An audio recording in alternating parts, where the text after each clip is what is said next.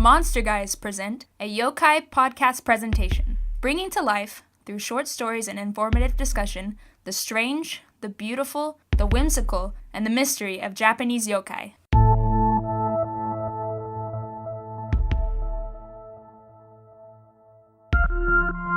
Now please enjoy a story about the Bakezori, and a story titled Walk the Mighty, written and narrated by D.C. McGannon, presented by the Monster Guys.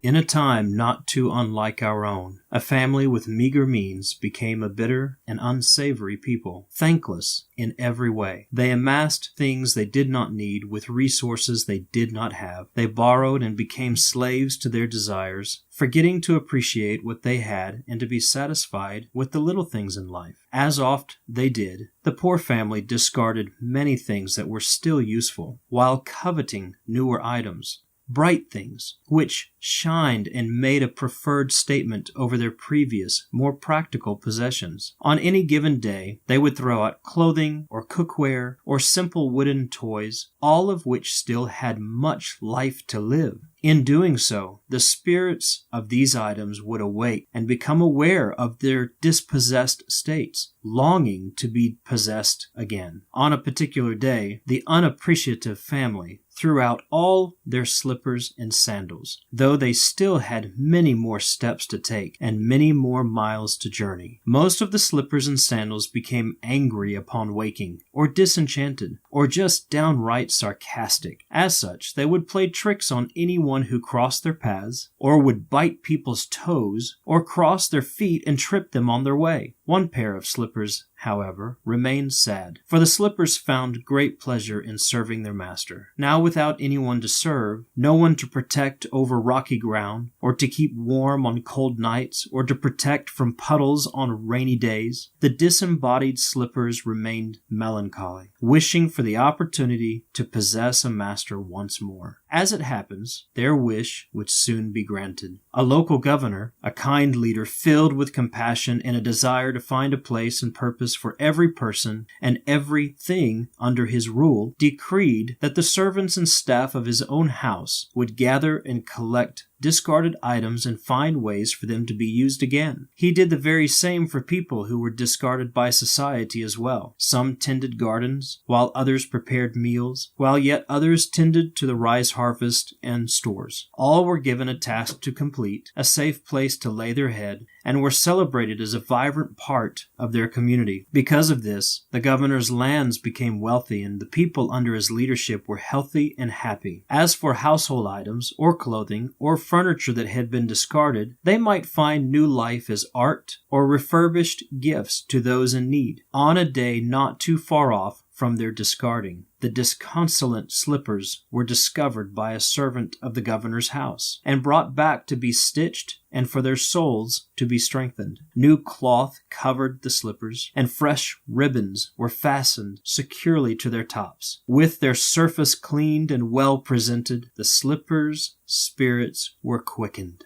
Now, as our tale suggests, the governor's feet were diminutive in size and strength, and required well-crafted and properly sized coverings. It so happens that our newly spirited slippers were a perfect fit, and so these once discarded, sad slippers, who had been thrown out and forgotten by one of the lowliest and most ungrateful families in the land, had been rescued and placed in the refuge of the most prestigious home and in the personal service of the governor himself. Some time passed, and the slippers were joyful, having been granted their wish to protect a master once more. Hard times, however, eventually beset and devoured the land, causing great need and hardship among the people. Many sought the assistance of the governor, from food rations to herbs for medicine, and even some for shelter and console. On a desperate day, not too unlike many others in these difficult times, the family who had discarded their slippers and sandals found themselves before the governor.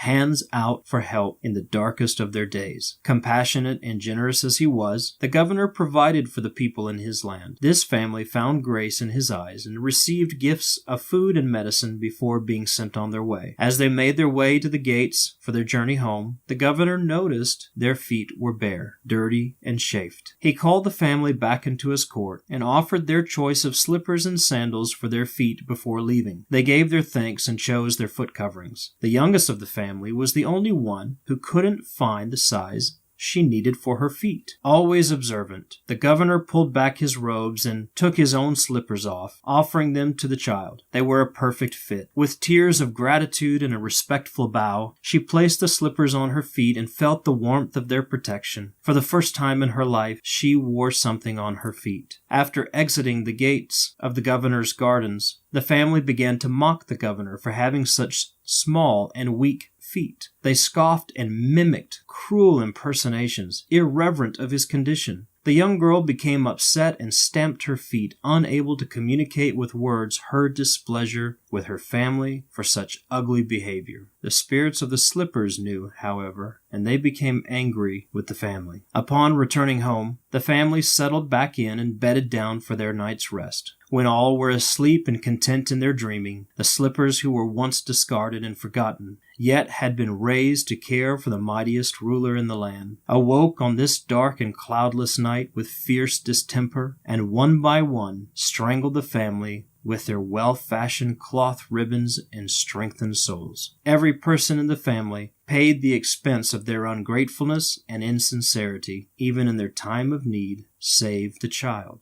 The child, witness to the most severe of ingratitude and its consequences, gathered her bedroll, placed the slippers on her feet once more, and walked in the direction of the governor's estate. It is said that even to this day, that if anyone finds themselves ungrateful or insincere in words or deeds, they may well hear the stamping of feet and the retribution of a child's tears in their presence. This has brought a great many families back to their senses quickly and abounding with thankfulness.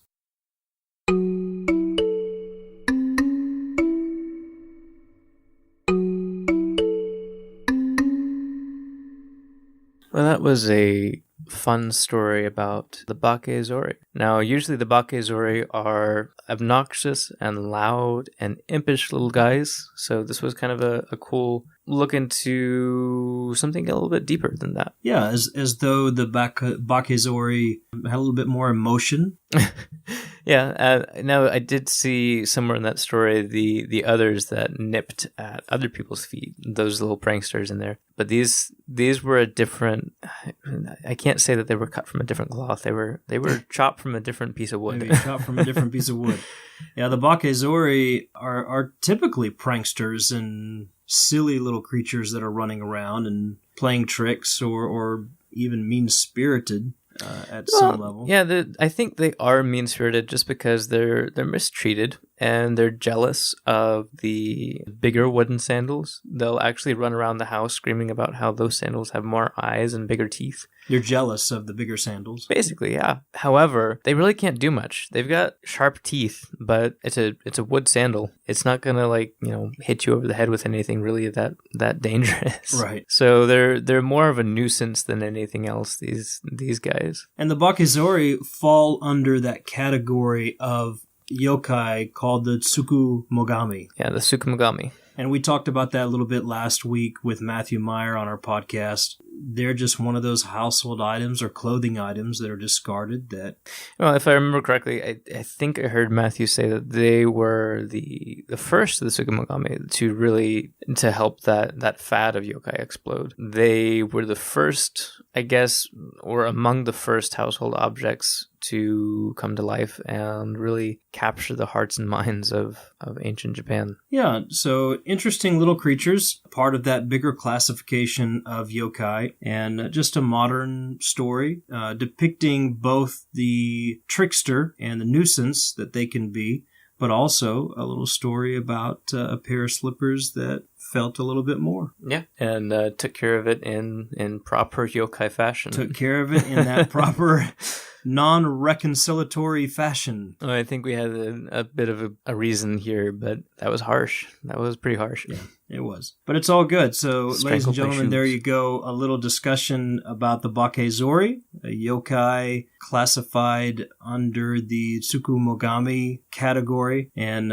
just a whole bunch of fun little creatures in that category. Yeah, a couple of years ago, we actually made some Bakezori for some of our live presentations, and we'll have to dig them out. We did not discard them; we kept them around.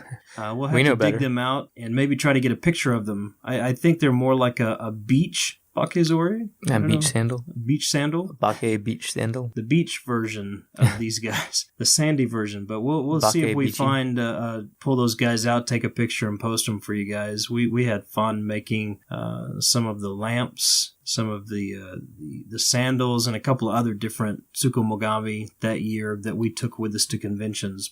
And I think we gave some away to people as well. I think we ended up doing that for some of them, yes. But we didn't throw them away. We We gave did them not away. throw them away. We found good homes for So yeah, them. starting this yokai podcast off on a good foot. On the right foot, you punster.